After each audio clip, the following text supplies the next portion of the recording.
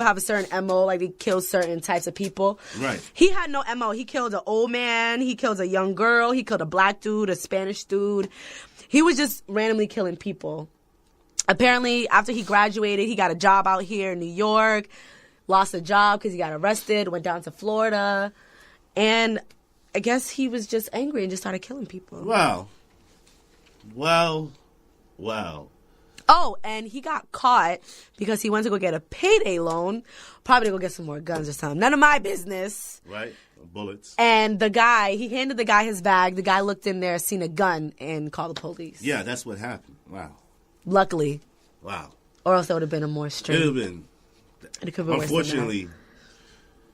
Unfortunately, he went to this school, and unfortunately, that's all they want to put out there, that he went to St. John's. No, a serial killer is not on the loose at St. John's University. No. So let's just put that out there. For please. The people, I think there's a serial. It just has me looking at everybody that go to St. John's now. But yeah, I guess. I mean, yeah. There's no way around this one because they put that in the headline. It's probably all he said. Former St. John's student. They didn't even say Howell Donaldson. Like he also went to a high school before. Right. Like say his high school name. Former John Marshall. Was he not from Tampa? I'm not too sure. Where was he from? He couldn't say. Oh no, he was from Tampa. Then why couldn't they say Tampa resident? Like, he went to New York City and they came back and became a serial killer? And the other suspects, there was about 1, 2, there's 3, more. 4 suspects. He killed the other suspects too that they thought was the serial killer. Oh, so he just. Oh, we got a bishop on our hands. Yeah. Wow, I didn't see that coming.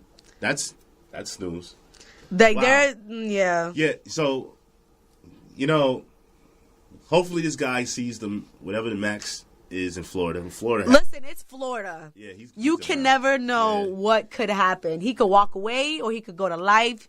They could give him... Yeah, you're right, because it depends on what their laws are, right? Yeah. You figure he handed the bag to somebody. Now, did he reasonably expect Yeah, did he say, it's okay to go inside my bag, and was the gun legal at the time? Right. So now you got to figure out... Is his prints on the gun? Well, even if his prints on the gun. But then if it's legal, then it's no... Like, is it reasonable to believe this because he exactly right? He's in Florida and he could that he's a criminal. Is that really reasonable? Well, that's what they're gonna argue. I mean, that's what I would argue. Oh my goodness. If I was on his side, I'm certainly not. Especially if he did it. It's ridiculous. If he did this, he's crazy. Oh, we've established. I'm pretty sure he's. I mean, the way he's smiling in his picture. I mean, his picture's there. What's his name? His name is Howell Donaldson. Apparently, he had an issue here at St. John's. Oh, why has a couple years ago? So St. John's has a clapback. I know they're gonna have a clapback.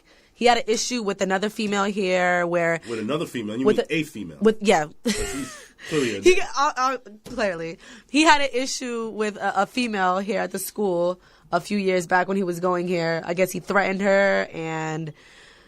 It went viral. The police had to come escort him off the campus. He was being targeted by other fraternities. It was just bad. And now apparently he's targeted by other fraternities. Was it like hazing? Did that say? I don't know. No, they would send him threats saying that we're gonna kill you. A lot of racial slurs, different things. And really? Wow. Yeah. So when the school kicked him out, when they seen that, they was like, "Oh, okay, you can come back." He's like, "No, I'm not coming back." Like, and so he snapped in Tampa. I guess he snapped in Tampa. Man, you never know, with kids today. Honestly. Wow. At St. John's, that's... Well, this is where it's happening at. And our guest has walked in. Yay. It's one of those things, Yeah. Students can be very sensitive. That's why I be saying all that sensitivity stuff. Yeah. Listen, you gotta... Yeah, you pick and choose because you never know if they're gonna be a serial killer. I mean, at 17, I was around a bunch of people that's kind of what they wanted us to do. I was in the Army, by the way. I'm not talking about serial killing, obviously. Okay, they did want us to turn into some.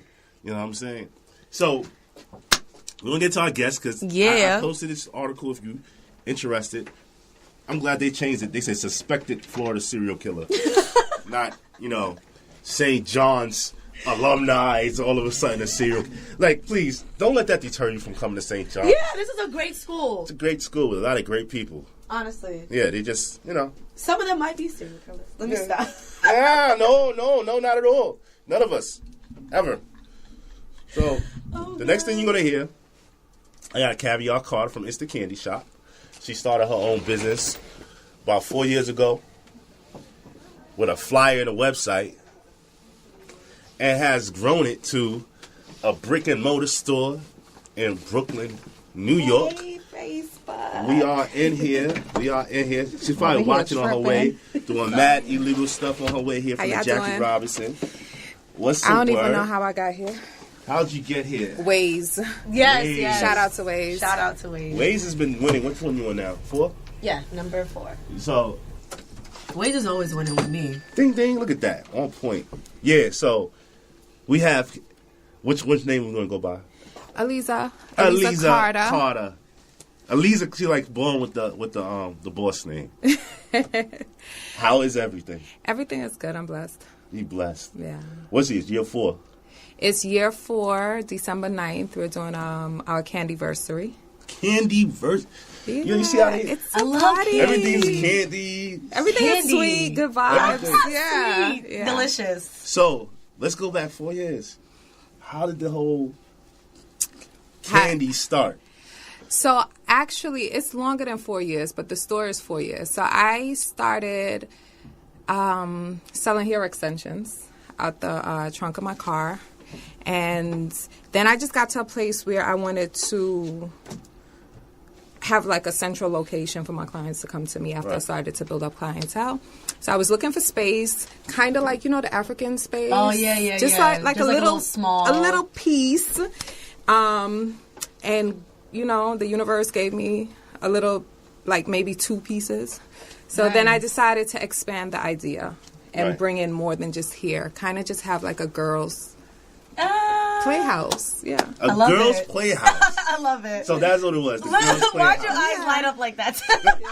You think about it, it's a girls' playhouse. Now I'm thinking like, what will the girls play? It's like her bedroom, like her favorite spot. And her bedroom, not on any night, but, on the excited nights where you got to get ready. Mm-hmm. So the girls' playhouse where you get ready. And so what went into looking for a location and trying to say, yo, this is the perfect spot? Yeah. Okay, so I don't have a standard.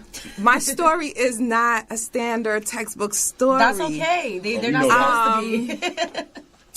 I was just like, I got to do this, and I got to do it now. And I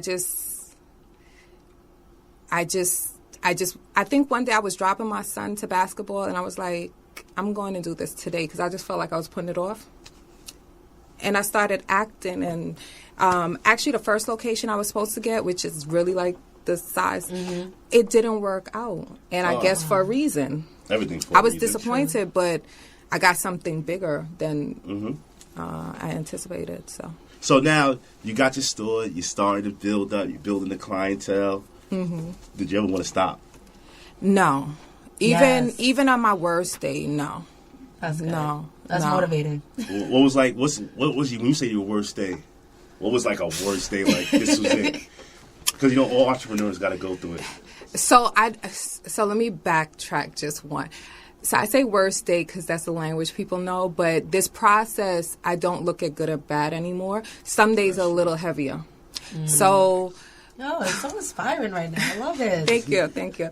A heavy day is like, my first couple of months, like literally when I opened, I had no stock, no nut. I just had a dream. So no stock. For the people that don't know what that means.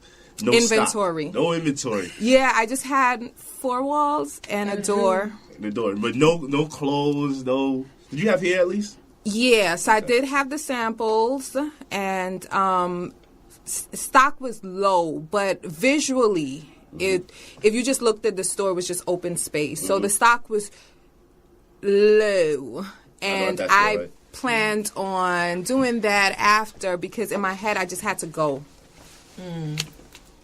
So, and even now I tell people say, well, I can't tell you how to do it like me, but I could tell you to go. Right. Just do. So it's hair, clothes. It's hair, clothes. Candy. Yeah, the candy is metaphoric Okay. to just the good vibes that you get, like when you dress up. So, the candy shop is not I give away candy, with the purchase, but it's metaphoric. It's an idea. So It's experience. So now getting more into that you as a person, like what actually started to make you want to think, business, even down to just even selling the stuff out the trunk of your car. What really got you started out there? Like, so I just knew that I didn't want to go in corporate America and start entry level. that kind of sucks. Yeah. Plus, I had a few other issues. I don't like uniforms. Everything that probably you would have to do at entry level. Right. I'm kind of like, Name tapes. you see how this shirt got a lot going on? Yeah. Some days I wake up and I feel like that, and I want to express just that. I don't want to. Makes sense. No. I don't. Yeah, she knows. Yeah. I definitely understand. Her hair changes colors Every day. No, my hair changes every day. Yeah, I didn't want to be in. I needed to just be me. Yeah. Okay. Because that made me perform better. Makes As sense. a person. Makes sense. Love it. So I knew I couldn't do corporate America. Plus, there's a lot of micromanaging. Before I started the shop, I tested myself to make sure that entrepreneurship was the route. I was like, because my mom, everybody's like so scared because it's a route they didn't. And did they call it entrepreneurship? Because I think that's like kind of a newer word. It's just like right. They just think that you're just like following some dream that they really. It's a big world and big brands get closed down. Yeah. So imagine you starting from scratch. So it's understandable. That's fair. I get it. I was like, I'm going to test myself because I wasn't chasing money, but I really needed to make sure that I wasn't chasing money. Right. So I did an internship for no money at a hospital in Brooklyn. And I said, I'm just going to test the working world out one more time with no exchange. Like to work in that environment. Right. Ooh. Wow. That's for free. That's a big test. Yeah. What hospital was it? It was Kings County. Okay. All right. Kings. So was it? Okay. Yeah. And Like I was a small hospital? No. No, it's huge. Yeah, Kings Number County? 1 trauma center, Killer County. Like, Oh. Kings County. yeah. If she would have said the one that starts with a B that everyone dies at, which one is that? We're not going to Brownville? say. That's Brookville? Brandon. Don't do Oh, that. God. You're Don't horrible. do It's that. a terrible hospital. Well, she wasn't there. She was at Kings County. Yeah, I was at Kings County. The other one. The other one. I was at Kings County, and because I'm in school for business and management and administration, so that's what I was doing at Kings County, which I could do. But just then, it's just too restricting for me. Right. And I don't. What was your shift? Oh, I had to do morning hours, honey, because I'm not being stuck at night. Yeah. I don't So do 11 o'clock overnight. at night, I don't do you're like- midday. Yeah. So I work well with the sun. Okay. So that's my most productive The hours. sun usually beats me home. Yeah, me and the sun never really got along back in the day. Yeah. So I think it was like 8 to, it was intern, so I didn't do like 8 hours. I probably did 6. Okay. Yeah. And so that mindset, how long did you do that for? I think I did it for like 6 months because although I was doing it for a reason, I know it's an established place and you have to go for a certain period too. So I think I did it for 6 months and I was like, no, because I didn't want no compensation because it was a test. So you can't cheat in a test. Yeah. No, not from them, but for myself. I didn't want no compensation. Like I just wanted to do it and do a good job, but see if. Just like my last maybe. Yeah. No, it's not for me. And that was just like, this is it. No, it's not for me. I wanted to just do whatever was in my head. At least you was committed, honestly. Yeah. At the time, were you watching somebody else? Was there somebody that was like constantly inspiring you? Like, you know what?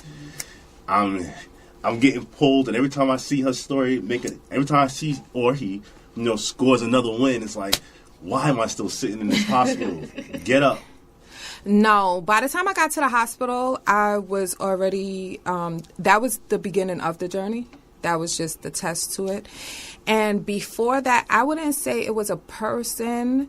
It was just my reality. I came from poverty, and